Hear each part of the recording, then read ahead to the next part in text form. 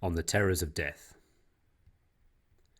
Greetings from Seneca to his friend Lucilius.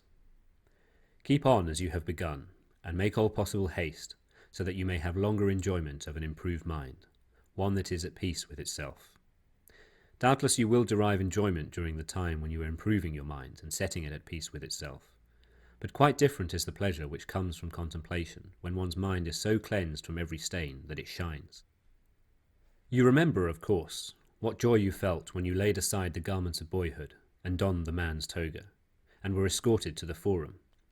Nevertheless, you may look for a still greater joy when you have laid aside the mind of boyhood, and when wisdom has enrolled you among men. For it is not boyhood that still stays with us, but something worse, boyishness. And this condition is all the more serious because we possess the authority of old age, together with the follies of boyhood, yea, even the follies of infancy. Boys fear trifles, children fear shadows, we fear both.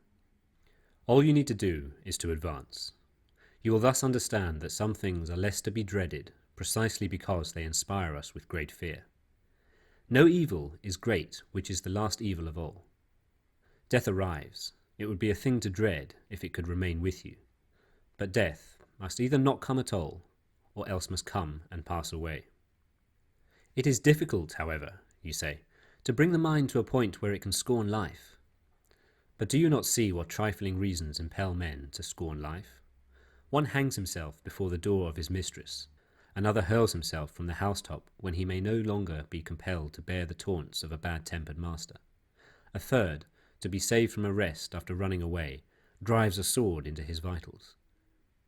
Do you not suppose that virtue will be as efficacious as excessive fear? No man can have a peaceful life who thinks too much about lengthening it, or believes that living through many consulships is a great blessing. Rehearse this thought every day, that you may be able to depart from life contentedly. For many men clutch and cling to life, even as those who are carried down a rushing stream clutch and cling to briars and sharp rocks. Most men ebb and flow in wretchedness between the fear of death and the hardships of life. They are unwilling to live, and yet they do not know how to die.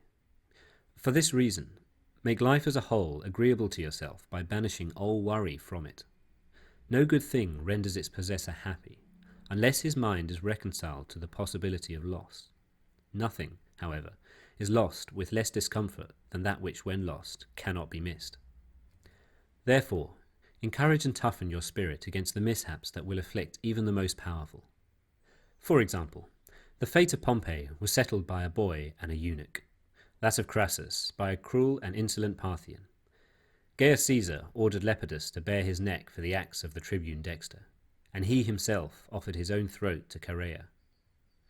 No man has ever been so advanced by fortune that she did not threaten him as greatly as she had previously indulged him. Do not trust her seeming calm.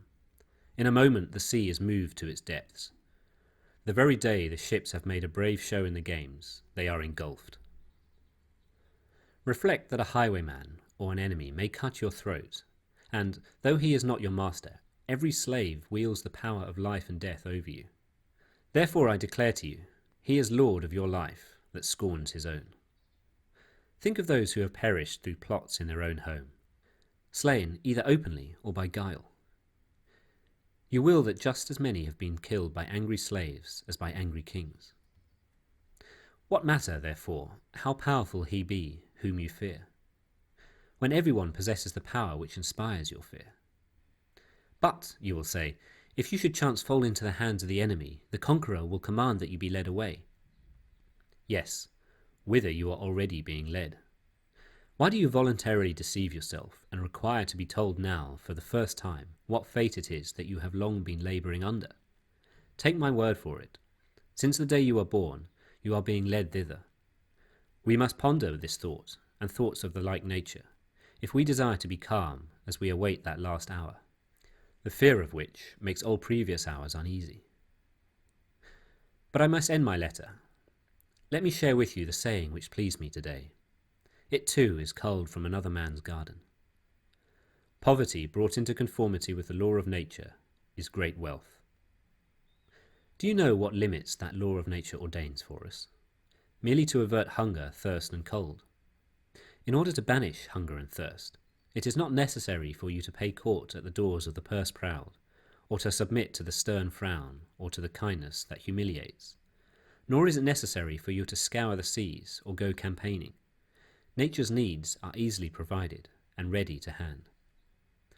It is the superfluous things for which men sweat, the superfluous things that wear our togas threadbare, that force us to grow old in camp, that dash us upon foreign shores. That which is enough is ready to our hands. He who has made a fair compact with poverty is rich. Farewell.